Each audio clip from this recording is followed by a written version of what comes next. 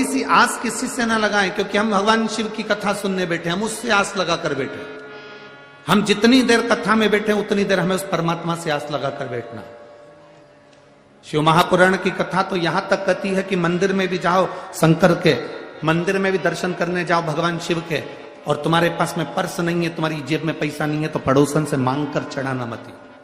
आरती में भी 1 रुपया पड़ोसन से मांग कर मत चढ़ाओ। भगवान के सामने भी 5 रुपया 10 रुपया पड़ोसन से मांग कर मत चढ़ाओ। भगवान को बड़ा बुरा लगता है जैसे सास तुम्हारे साथ में है और तुम पड़ोस की काकी से कहो काकी मुझे 200 रुपए दे दो, और सास से नहीं मांगो तो सास को बुरा लगता है। उसी तरह भगवान के मंदिर में भगवान के सामने तुम पड़ोसन से मांग कर आरती में पैसा चढ़ाओ या भगवान के सामने पैसा चढ़ाओ, भगवान ये नहीं चाहता। भगवान कहता है तेरा पिता मंदिर के अंदर बैठा है, तू एक बार मुझसे कहता तो मैं तुझे देता, तू मुझसे तो बोलता, तू मुझसे कह नहीं रहा, कोई आस मुझसे लगा ही नहीं। तू बोल बम का नारा है सारी समस्या का हल, तुम मुझसे तो आस लगा। हम दुनिया से आस लगा कर बैठे, और जिस दिन हमने परमात्मा से आस लगाई उस दिन हमारी जिंदगी की सार्थकता सिद्ध हो। सिद्ध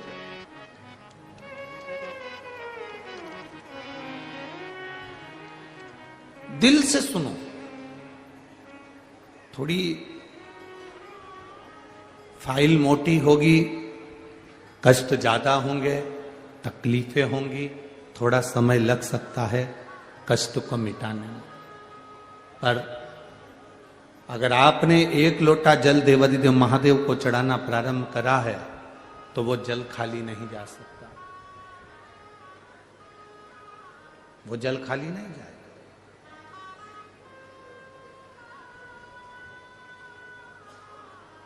थोड़ा तकलीफ आ सकती है,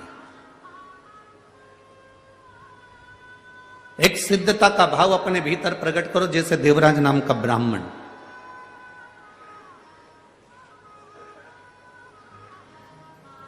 चोर है, धन नहीं है, पैसा नहीं है, चोरी का धन लेकर आया है और वो धन लेकर शिव जी के मंदिर में पहुंच जाता है। इसको भी नहीं मालूम कि मेरी माता शंकर के मंदिर में 1 लोटा जल चढ़ाती रही। आप में से कई माताएं ऐसी बैठी हैं, आप में से कई भाई ऐसे बैठे हैं कि घर के लोगों को भी मालूम नहीं पड़ने देती कि किसको साड़ी दिला देती है, कौन बहन बेटी को पांव की पायल दिला देती है, किसको पानी पिला देती है, किसको भोजन करा देती है, भूखे को अन्न का दान दे देती है, पर किसी को मालूम नहीं पड़ने देती। आप में से कई माताएं ऐसी बैठी, आप में से कई भाई लोग ऐसे बैठे हैं कि किसी को नहीं मालूम पड़ने देते कि कब कौन सा पुण्य कर कर चले जाते।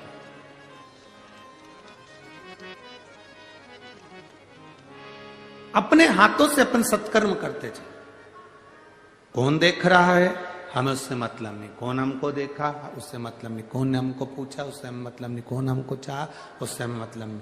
हमें तो ये मतलब होना चाहिए कि हमें किसी भूखे को भोजन करा दिया, प्यासे को पानी पिला दिया। मूल वही है। देवराज को नहीं मालूम था कि मेरी माता शिव जी को 1 लोटा जल चढ़ाती है। शायद आप लोगों को भी नहीं मालूम होगा कि शंकर जी पर 1 लोटा जल चढ़ाने का फल क्या है। लोग कहते हैं 16 श्राद्ध में, श्राद्ध पक्ष में हम गया जी जाते हैं और भगवान शंकर, हम गया जी में जाकर तर्पण करते हैं, हम गया जी में जाकर पिंडदान करते हैं, हम नासिक में जाकर तिलांजलि देते हैं, तर्पण करते हैं, पिंड देते हैं, हम सरयू जी के तट पर जाकर माता सरयू को पिंड देते हैं, तर्पण करते हैं, हम गंगा जी पर जाकर जल छोड़ते हैं, तर्पण करते हैं, पिंड देते हैं। शिव महापुराण की कथा विद्धेश्वर संहिता के अंतर्गत लिखा गया, जब हम 1 लोटा जल भगवान देवाधिदेव महादेव को समर्पित करते हैं तो आपने 16 श्राद्ध में अपने पूर्वजों को जल दिया कि नहीं दिया? आपने अपने पितरों को जल दिया कि नहीं दिया? आपने अपने पूर्वजों को पिंडदान किया कि नहीं किया? आपने अपने पूर्वजों को, अपने पितरों को कुछ दिया कि नहीं दिया? 16 श्राद्ध में, श्राद्ध पक्ष में, किसी के मरने के बाद, किसी के जाने के बाद तुमने किसी भूखे को भोजन कराया कि नहीं कराया? पता नहीं। पर इतना शिव महापुराण की कथा कहती है, जब हम एक लोटा जल अपने घर से पानी का भर कर जाते हैं, शंकर जी को समर्पित करते हैं, शिवलिंग पर एक लोटा जल जब हम चढ़ाते हैं, उस समय पर हम अपने पूर्वजों को, अपने पितरों को जल प्रदान कर देते हैं। क्योंकि शंकर पर चढ़े हुए जल का एक अंश हमारे पितरों को, हमारे पूर्वजों को भी मिलता है, जिससे हमारे पितर हमें आशीर्वाद देते हैं और हमारी जिंदगी की एक राह अपने आप प्रशस्त होती है, एक राह प्रशस्त हो जाती है।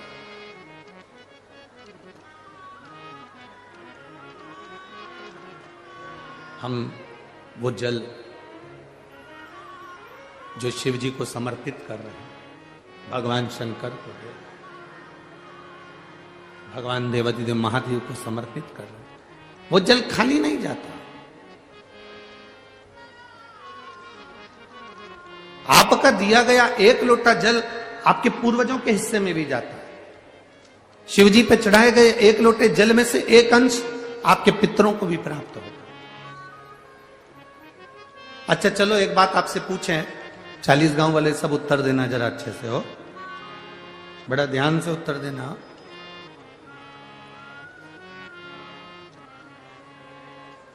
बहुत सावधानी से।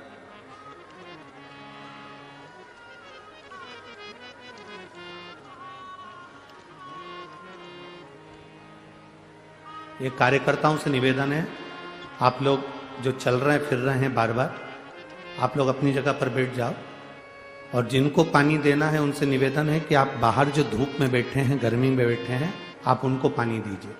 और जितने कार्यकर्ता खड़े हैं वो सब बैठ जाएं, कोई भी कार्यकर्ता खड़े नहीं रहेगा। यहाँ जितने भक्त कथा सुनने आए हैं ये सब शंकर के भक्त हैं, ये अपने आप व्यवस्था जमा लेते हैं। बार बार जाने आने का काम खत्म करिए और आप लोग बैठकर कथा का आनंद लीजिए। यदि किसी का स्वास्थ्य खराब होता है तो उसके लिए वहां पर कार्यकर्ता खड़े होंगे, वो स्वयं व्यवस्था कर लेंगे। आप लोग अपनी जगह पर बैठकर कथा का लाभ लीजिए। 40 गांव में ये बार बार कथा नहीं मिलने वाली है। आज पहला दिन चले जाएगा, 4 दिन की कथा में आखिरी दिन सुबह का टाइम हो जाएगा, चले जाएंगे। महाराज जी 3-4 दिन की कथा आप लोगों को प्राप्त होगी। आप क्यों अपना आनंद छोड़कर यहां वहां भटक रहे हो? दिल से सुनो, दिल से।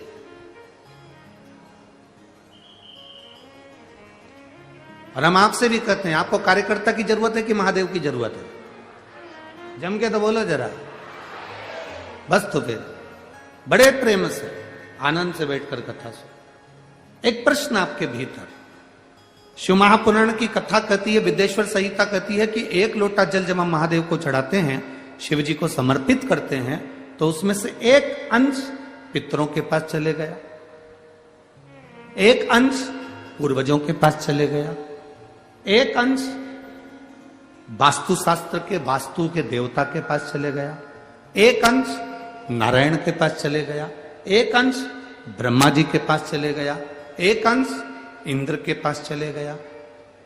विदेश्वर संहिता कहती है कि शंकर जी पर समर्पित जल के 33 कोटि देवी देवताओं के हिस्से हो जाते हैं केवल एक लोटे जल में से, एक लोटा जल में से। 33 कोटि देवताओं के हिस्से हो जाते हैं एक लोटा जल में से। अब आपसे प्रश्न यह है, जब से शिव महापुराण की कथा टीवी पर चालू हुई, जब से शिव महापुराण की कथा भारत के लोगों ने, विश्व के लोगों ने सुनना प्रारंभ करा, जब से शिव महापुराण की कथा लोग श्रवण करना प्रारंभ करे, सुनना प्रारंभ करे, तब से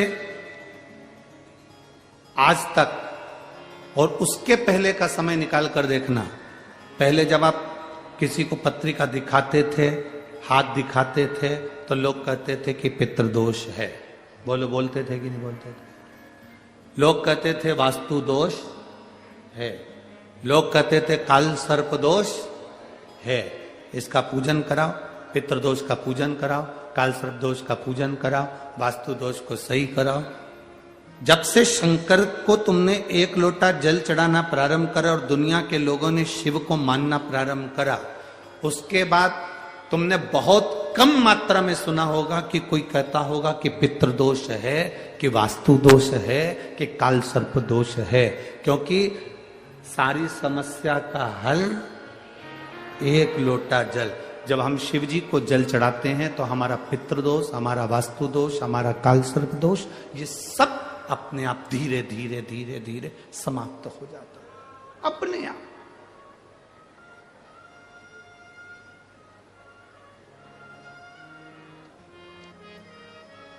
धीरे धीरे समाप्त। आपको भटकना नहीं पड़ता। कहते हैं जो पंडाल में बैठकर दिल से सुन लेते हैं, दिल से उसको अपना मानकर श्रवण करते हैं, वो क्या देगा वो वही जान सकता है। और इतना जरूर है, खाली नहीं छोड़ेगा, खाली नहीं छोड़ेगा। आप उसके भरोसे में कथा का श्रवण कर कर अपनी जिंदगी की सार्थकता को सिद्ध करें। आपका फर्ज है। आप कथा सुनने बैठते हो, दूर दूर से 200-500 रुपए खर्च कर कर आते हो, बहुत सुबेरे सुबेरे से धक्के खाकर जगह संभाल कर बैठते हो, और कोई तुम्हारे आसपास में आकर तुम्हारे बार बार इधर घूमे उधर घूमे उधर घूमे उधर घूमे, कहीं ये सामान कहीं वो सामान, तुम्हें उसके पांव पड़ करके देना चाहिए तुम बाहर निकल जा, हमें कथा सुनने दो। हम तुम्हारा ये सामान तो बाहर भी खरीद सकते हैं, हम तुमसे बाहर भी मिल सकते हैं, हम तुमसे बाहर भी ले सकते हैं, हमको कथा सुनने दो, हमें कथा सुनना है। हमें तुमसे मतलब है, हमें कथा सुनना।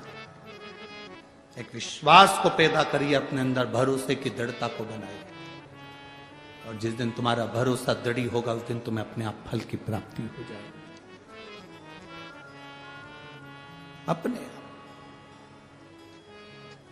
शिव कथा कर रहे, भगवान शंकर का संवाद कर रहे। 3 चीजें अपने जीवन में आती है, परीक्षा, समीक्षा और प्रतीक्षा। कौन कौन सी 3 चीजें हैं? पहले नंबर पर जम के बोलो जरा, परीक्षा। दूसरे नंबर पर समीक्षा, और तीसरे नंबर पर प्रतीक्षा। ये 3 चीजें हमारे सामने। पहले नंबर पर परीक्षा। परमात्मा की कभी परीक्षा मत लो। हम दुनिया के लोगों को छोड़कर भगवान की परीक्षा लेने में बैठे हैं। आप में से कई लोग ऐसे होंगे जिनके पास में आप शंकर जी को जल चढ़ाने जाते होंगे तो लोग आकर आपके पास में खड़े होकर कहते होंगे, क्या तेरे भगवान में दम हो तो करके बता दे।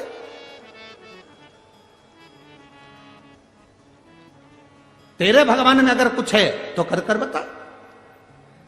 कई लोग ऐसे होंगे जो भगवान पर उंगली उठाएंगे। आप हाथ जोड़कर कह देना, ना तो मुझे भगवान की परीक्षा लेना है, ना मुझे परीक्षा से मतलब है।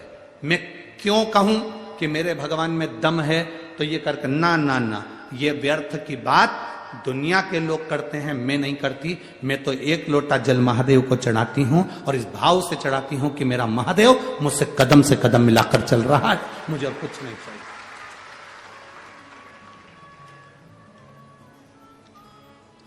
कई लोग मिलेंगे, आप जब शिव जी के मंदिर पे जाना चालू करोगे, शंकर जी को एक लोटा जल चढ़ाना प्रारंभ करोगे, शंकर जी का गुणगान गाना चालू करोगे, श्री शिवाय नमस्तुभ्यम बोलना चालू करोगे, शंकर के मंदिर में जाकर झाड़ू लगाना प्रारंभ करोगे, सफाई करना प्रारंभ करोगे, तो कई लोग मिलेंगे।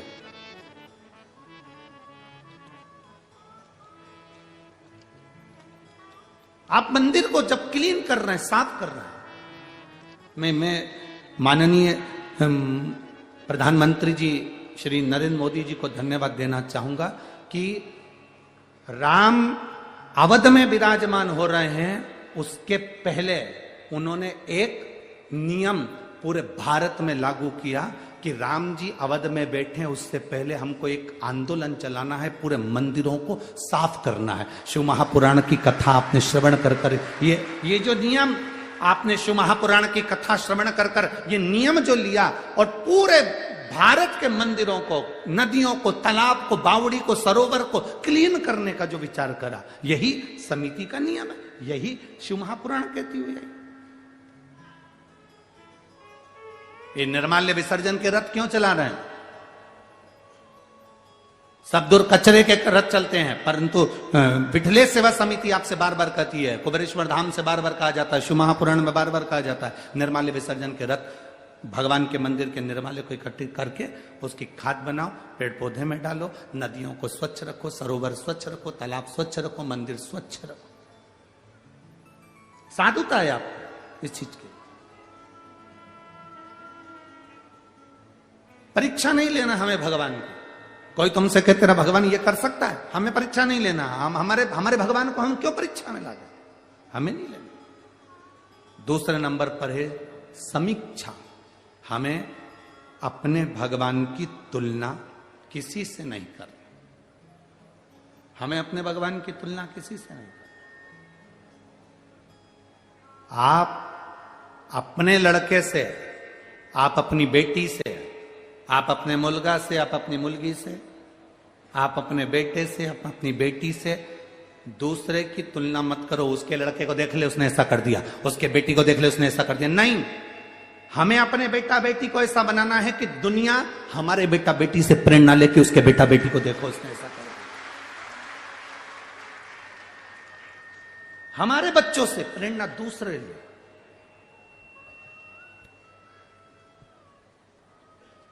हमें समीक्षा नहीं करना।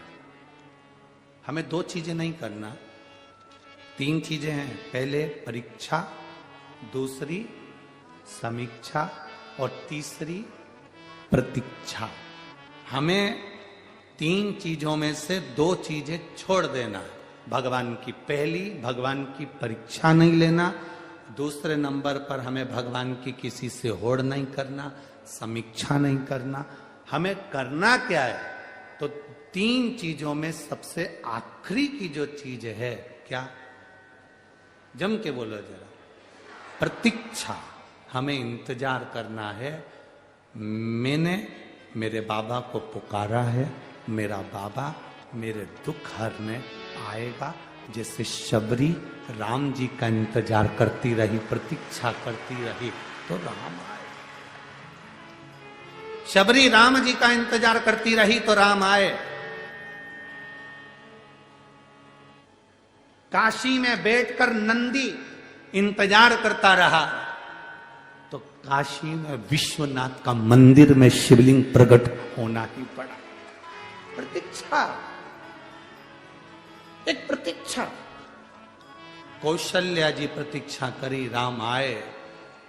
भारतवासियों ने प्रतीक्षा करी, 500 साल लग गए, भले लग गए, पर राम अवध में आए।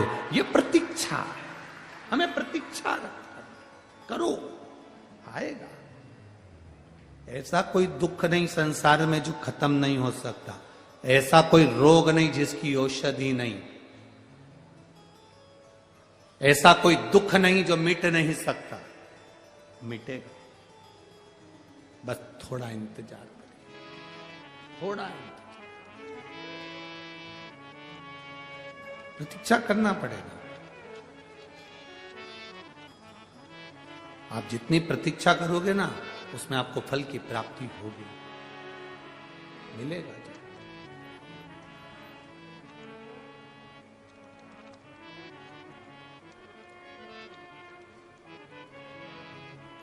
वो मिलेगा, बिना प्रतीक्षा के हो ही नहीं सकता। थोड़ा इंतजार, जो ना मिलेगा मिलेगा, थोड़ी प्रतीक्षा करना पड़ेगा। कोई कहे तुमसे शिव जी के मंदिर जाना से क्या होगा, शंकर जी को जल चढ़ाने से क्या होगा, थोड़ा इंतजार करना। 1 महीना, 2 महीना, 3 महीना नहीं, थोड़ा। अगर फाइल मोटी है, तकलीफ ज्यादा है, कष्ट ज्यादा है, थोड़ा इंतजार करो, चढ़ाते रहो, शिव जी के दरवाजे जाते रहो।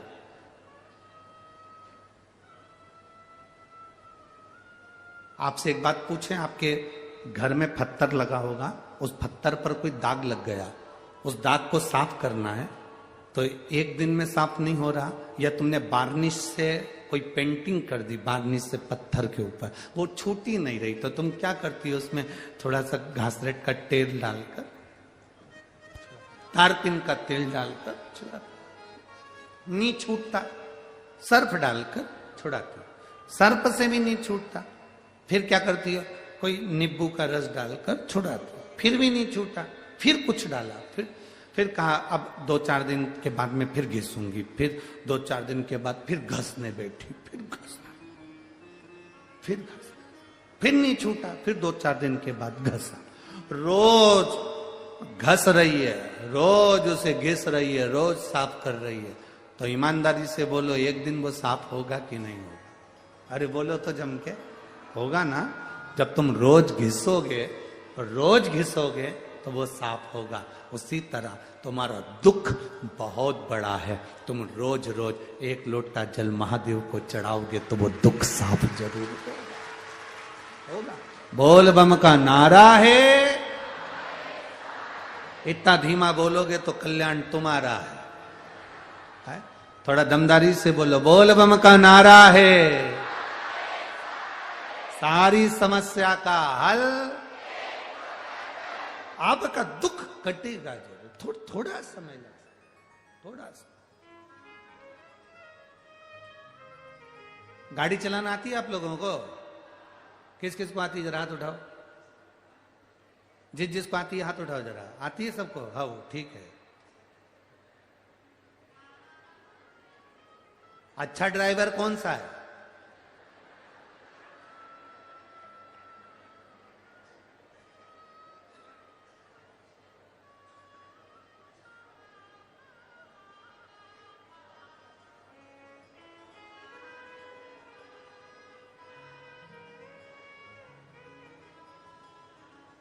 अच्छा ड्राइवर कैसा होता है? सीधा रोड, खाली सड़क और ड्राइविंग करे तो वो अच्छा ड्राइवर बन सकता है? अरे बोलो तो। हमको तो नहीं आती इतनी, पर फिर भी खाली सड़क, खाली रोड, सीधा रोड और गाड़ी चलाने वाला चला रहा है तो वो अच्छा ड्राइवर बन सकता है? नहीं। अच्छा ड्राइवर कौन बनेगा कि सड़क भरी हो, टर्न भी बहुत सारे हों, मोड़ भी हो, स्पीड ब्रेकर भी हो, खड्डे भी हो और रोड पर पब्लिक भी हो, और फिर गाड़ी चला, चारों तरफ से फंसा हुआ है और गाड़ी slow slow slow slow slow slow आराम से टर्न में इधर उधर बचाते हुए, खाली रोड पर, खाली सड़क पर, सीधी रोड पर तो कोई भी गाड़ी चला सकता है। सही ड्राइवर वो है जो भीड़ में से, टर्न पर, मोड़ पर, तकलीफों में से, जो भीड़ में से अपनी गाड़ी को निकाल कर ले जाए, वो सही ड्राइवर है। उसी तरह जिंदगी में और ड्राइविंग में, ये दोनों में एक जैसा काम है। सीधी सीधी रोड पर जिंदगी चले वो एक अलग बात है, पर सबसे आगे कौन पहुंचता है? अच्छा ड्राइवर कौन बनता है? जो जिंदगी में कितनी भी तकलीफ आए और उस तकलीफ को झेलता हुआ आगे बढ़ता चले जाए, वो सबसे जोरदार ड्राइवर बन सकता है।